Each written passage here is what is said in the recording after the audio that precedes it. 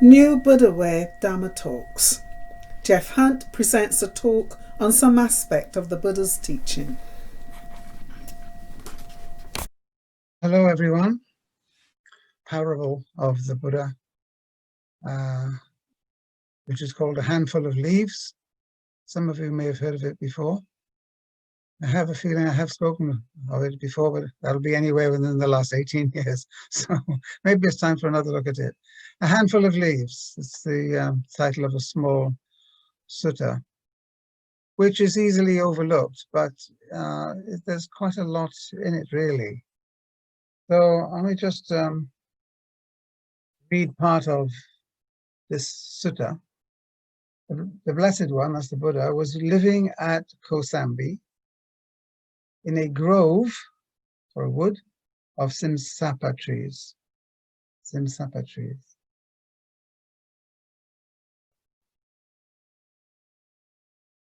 I don't know whether you can see that. That's not a Simsapa tree, but it does resemble it. Simsapa is very common in India and those northern countries, northeastern countries. This is quite similar to it because it has small leaves, very deep green leaves, and can form a little forest of its own. I happen to have some in my garden, but it's not Simsapa actually. It's probably Photinia or something like that. I can't remember now. But he often did this sort of thing, make things graphic. Maybe we should do that as well. So he held a bunch of Simsapa leaves in his hand in response to a question which he had. When you actually see the leaves, maybe it will imprint the teaching in your minds. It certainly imprinted the teaching in my minds. So the Buddha was living in Kosambi in a grove of Simsapa trees, in this little woodland area. And Simsapa, by the way, is called Indian rosewood in English. He picked up a few leaves in his hand, and he asked the followers, "How do you think about this? Which is more, the few leaves that I have picked up in my hand, or those on the trees in the grove?" Now, that's not a difficult question to answer, is it? So he must be making some point here. Okay. So which is more, what I have in my hand or the leaves that are in the whole grove? Well, a number of things can be said about this. In fact, you could give a whole 1 hour talk on this. Each leaf represents the whole tree, and each leaf is somewhat the same as the other, but also slightly different. So you've got sameness in a manifold of difference, and each leaf could be said could represent a little piece of knowledge, if you like. So the Buddha is really asking something about knowledge. So each leaf is the same but different across the whole grove. Buddha makes a choice of a few, even though he sees the whole wood. And this tells you what is of significance to the Buddha among the things he does know. So the Buddha, having become enlightened, knows a lot of things, an infinite number of things from that perspective, the Dharma perspective. Once you have mastered the Dharma perspective, your knowledge of everything somewhat changes subtly, maybe a subtle difference, sometimes a big difference. We sometimes expect big differences, but sometimes the differences can be very, very small, just like in the Simsapa wood or grove. There are some little leaves that struggling to grow, others bigger. So this tells you what is his significance to the Buddha among the things that he does know. So he does know a lot in the sense that since his orientation has completely changed, everything seems different. Not necessarily very dramatically, but everything seems different. That's the important part. So now he's telling you why pick up a handful? because he can't tell you everything. People are always bombarding him with questions. He never stops. For 40 years, people were asking him questions. Some of those questions were not bad questions, but they were fruitless. They didn't take you anywhere in this short life. See, so what he's trying to do is say, what he draws attention to is what is important. So he can't show you the whole forest, but he shows you a little twig with some leaves on it, a handful of leaves. So the handful of leaves stand for what is of most importance in the Buddha's teaching. If you understand that, you probably have a good grasp of the whole forest, so you'll be on your way. If you know the whole forest, then you'll be pestered by other people who want to know answers to questions in a kind of random way. So, for example, people would ask him, since you're such a wise man, tell us, is the universe infinite or not? Does it go on forever? Is it infinite, or does it stop somewhere? Is it finite? Now, the Buddha didn't say, go away, you silly man. He said, okay, very interesting question. He said something like this, probably. Very interesting question. Once upon a time, I used to face such questions. But what I realized is that certain questions don't really have the answer you expect, or they don't have an answer at all. But what he's interested in is the fact that many questions don't bring us into the light, don't answer the major question, which is our dissatisfaction with life, our disappointments in life, our expectations of life, sometimes frustrated. All of that you could call dissatisfaction or suffering, call it what you like. Suffering is not really the right word, but let's call it dissatisfaction if you like. So he says, look, I only have one real thing that I'm aiming for you in teaching, and that is to help you to live a more satisfied life, to see reality as it is, not keep fighting against the reality that we have and making matters worse. Okay, so what I teach you are the bare bones, and there are lots and lots of other questions which I could answer, but I'm not going to waste my time on it because life is too short, and there are lots and lots of followers by now, even hundreds, some say thousands. Okay, so this tells you what is of significance to the Buddha among the things he knows through meditation. The Buddha is not a storyteller, he's not a scientist. If you want to compare him with someone who has knowledge, it would be a doctor or a nurse, someone that is devoted to taking care of the problem that you have. But the Buddha is doing it on a larger scale. And he's saying most of the problem is not in your body, for example, it's up here in your mind. You need to rearrange that mind a bit. See, now he's just coming back. Those are the leaves. Just a handful of leaves is relating everything to overcoming this sense of dissatisfaction, if you like. Okay. So it is only those leaves on the tree that have healing qualities that really interest him. It is the universal anxiety or the suffering of human beings as human beings that he addresses. That is, he is not talking about toothache when he talks about suffering. He's talking about spiritual suffering. Spiritual suffering is at a deeper level.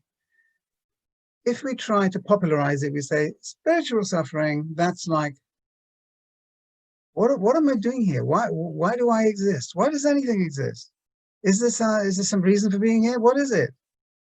We just seem to go through life with a series of disappointments and pain. But what's the point of it all? Why is there a world? Am I part of the world? Am I different from it? Or are mind and body separate? Right? So this is what is spiritual suffering, going round and round in circles and never seeming to find the answer. So the Buddha says, well, that's quite a deep hole to get yourself into. So you need a deep healing solution. So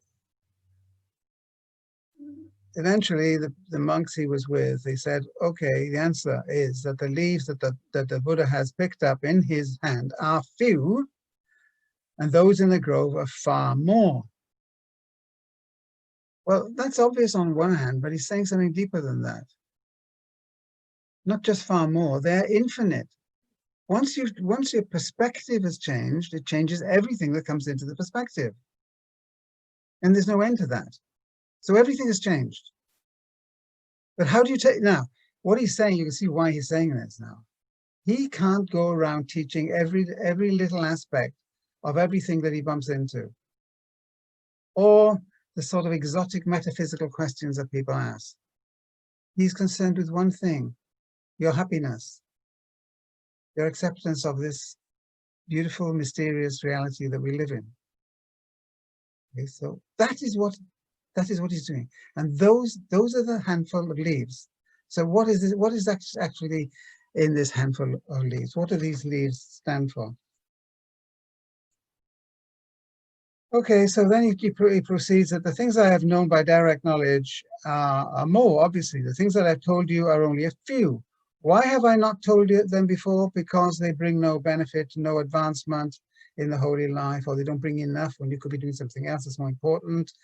And because they do not lead to detachment, to calm, to the ceasing of this turmoil in our minds, our ceaseless craving after this or that.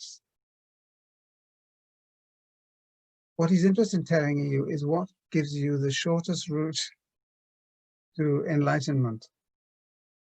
Well, short route, you might say. I mean, I don't know how short it is, but he thinks on a scale different from us. So it might be a lifetime scale. Okay. So what is it that I have told you? What is it that these leaves stand for? Well, I've already told you. So he's saying now, and what have I told you? This is suffering. This is the origin of suffering. This is the end of suffering. And this is the way to bring about the end of it. That's the Four Noble Truths. There is, as a matter of fact, human dissatisfaction, which goes on and on and on. Just look at our history and look at our present condition. There is suffering. Each one of us is anxious, dissatisfied, disappointed, brokenhearted, whatever. There's no end to it. If there's something like that, then surely something must be bringing it about. And we keep looking outside. Maybe if I had a nicer partner, maybe if I moved to another country. Generally it doesn't work, or only works for a short time. So this is the suffering. This is the origin of suffering, which is craving, wanting more, having expectations. This is the end of the suffering. And this is how to go about bringing about the end of the suffering.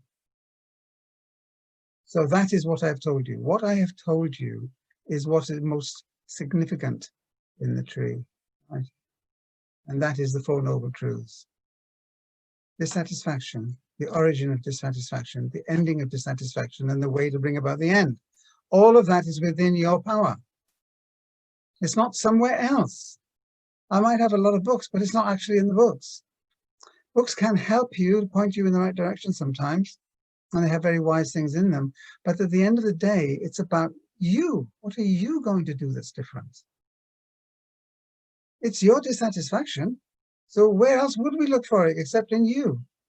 That's where you look for it, in yourself. So those leaves remind us of what is really important, that the Buddha can't show you the whole forest, but he can show you what is important in the Simsapa forest.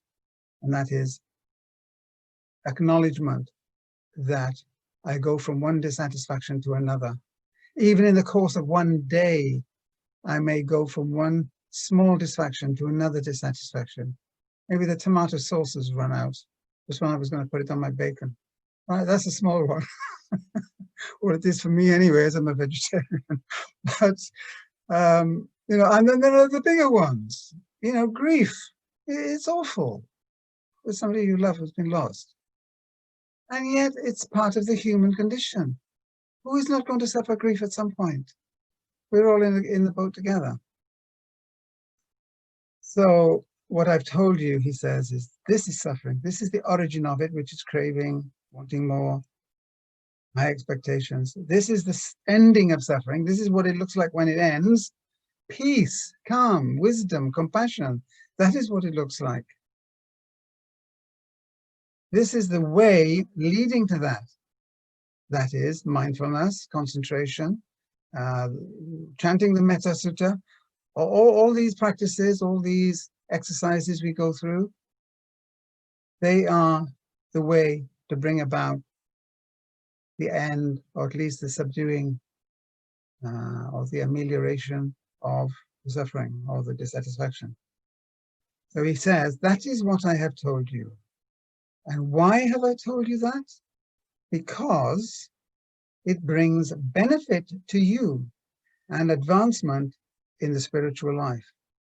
And because it leads to detachment, to calm, to stilling of the mind in turmoil, to enlightenment, and to nirvana.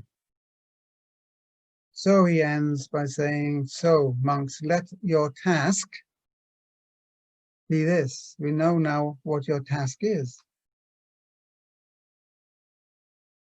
You won't find it in an answer to the question, is the universe infinite or not? You will live and you will die and you still won't know.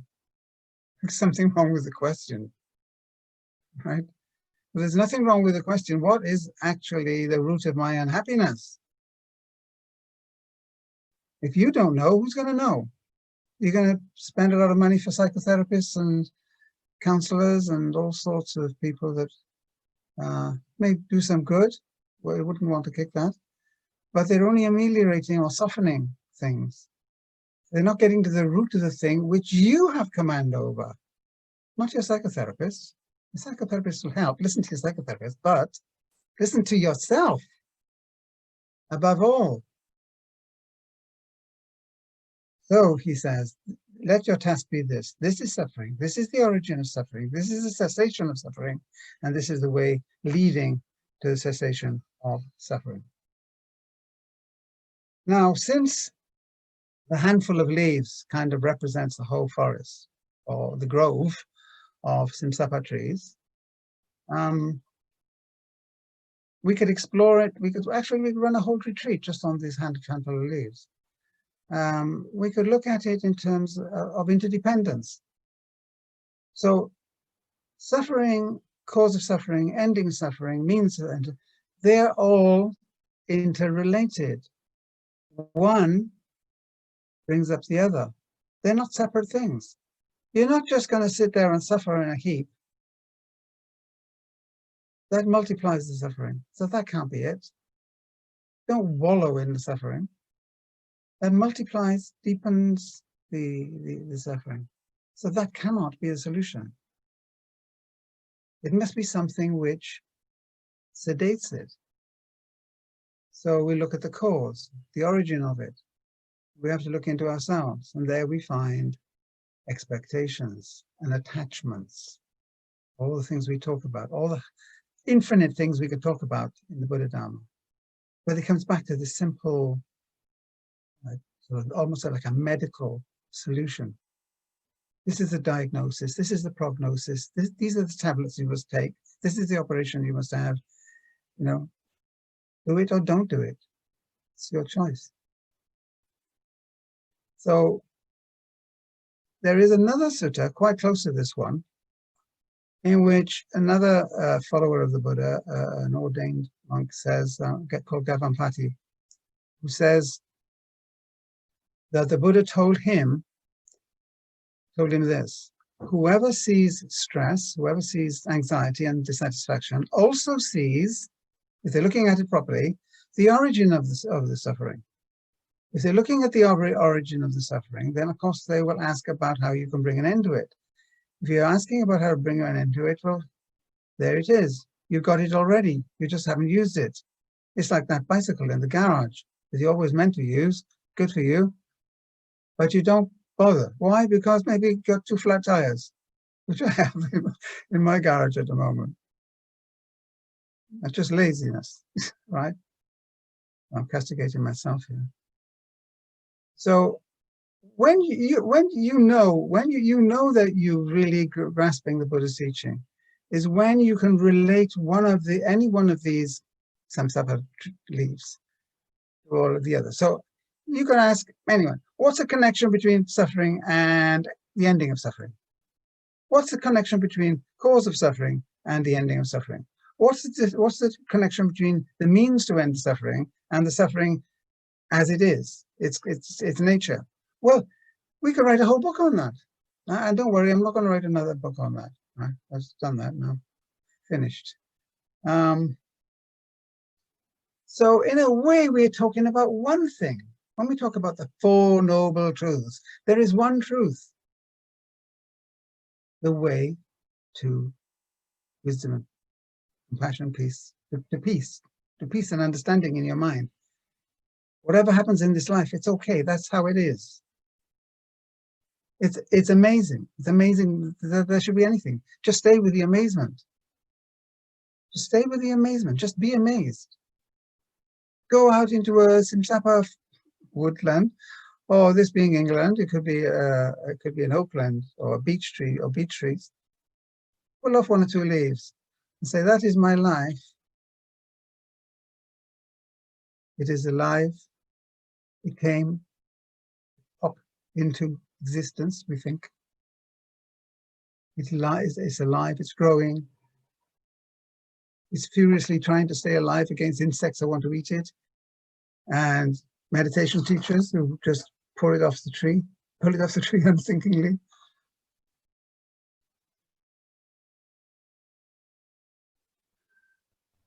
So there's just one teaching, really. How do we get ourselves out of this hole? It's the human hole.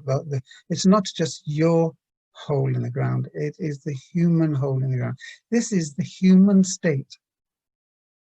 And the sooner we understand that, the calmer we feel. We're all like Noah's Ark. We're all in the ark together. We look a bit different. Some look like giraffes and some like crocodiles. And some will bite your foot off if you get too close. But we are in one ark and we're going to survive in one ark. You see, it's the ark of humanity. It's about our sameness, not our difference. We exaggerate our difference. But look at the Samsapa leaves. There is some difference, but at the end of the day, they are all Samsapa leaves. With that thought, I'll stop and leave it to you. Thank you, Lynn, for waiting.